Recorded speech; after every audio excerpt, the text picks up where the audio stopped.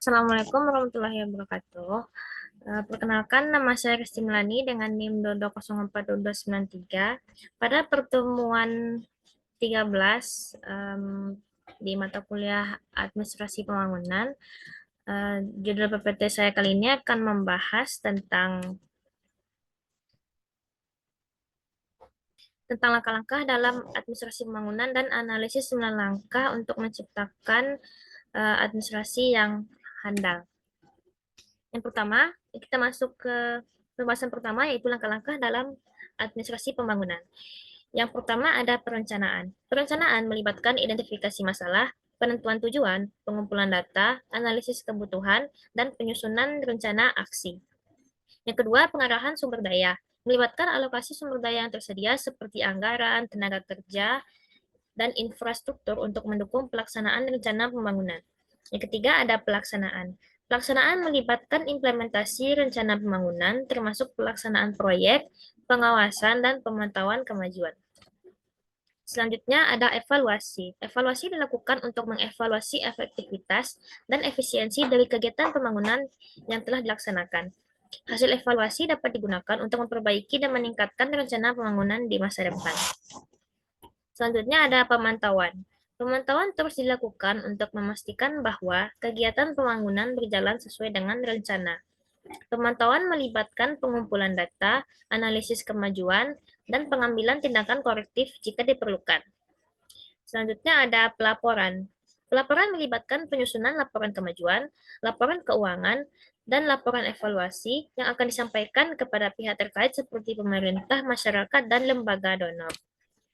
Kemudian kita masuk ke analisis 9 langkah menciptakan sistem administrasi yang andal dalam administrasi pembangunan. Yang pertama ada penguatan kelembagaan. Membangun dan mempersiapkan lembaga yang dibutuhkan agar upaya pembangunan dapat berhasil mencapai sasarannya. Yang kedua ada partisipasi masyarakat. Meningkatkan partisipasi masyarakat dalam kegiatan pembangunan untuk menghindari kegagalan pembangunan dan memastikan manfaatnya dirasakan oleh banyak orang. Yang ketiga, ada perencanaan yang matang. Melakukan perencanaan yang komprehensif dan terperinci untuk mengidentifikasi masalah, menentukan tujuan, dan menyusun rencana aksi yang jelas. Yang keempat, ada pengarahan sumber daya. Mengalokasikan sumber daya yang tersedia seperti anggaran, tenaga kerja, dan infrastruktur secara efektif untuk mendukung pelaksanaan rencana pembangunan. Yang kelima ada pelaksanaan yang tepat. Melaksanakan rencana pembangunan dengan baik, termasuk pelaksanaan proyek, pengawasan, dan pemantauan kemajuan. Yang keenam ada evaluasi dan pemantauan. Melaksanakan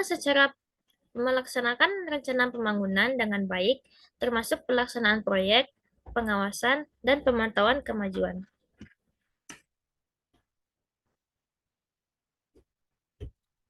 Selanjutnya ada pelaporan yang transparan. Menyusun laporan kemajuan, laporan keuangan, dan laporan evaluasi yang transparan dan akurat untuk memberikan informasi kepada pihak terkait seperti pemerintah, masyarakat, dan lembaga donor. Selanjutnya penggunaan teknologi. Memanfaatkan teknologi informasi dan komunikasi untuk meningkatkan efisiensi dan efektivitas administrasi pembangunan seperti penggunaan sistem informasi manajemen dan e-government. Terakhir, ada pengembangan sumber daya manusia. Mengembangkan kapasitas dan kualitas sumber daya manusia yang terlibat dalam administrasi pembangunan melalui pelatihan, pendidikan, dan pengembangan keterampilan. Dengan mengikuti langkah-langkah ini, diharapkan sistem administrasi dalam administrasi pembangunan dapat menjadi lebih andal, efektif, dan efisien dalam mencapai tujuan pembangunan yang diinginkan. Sekian pemaparan materi dari saya. Wassalamualaikum warahmatullahi wabarakatuh.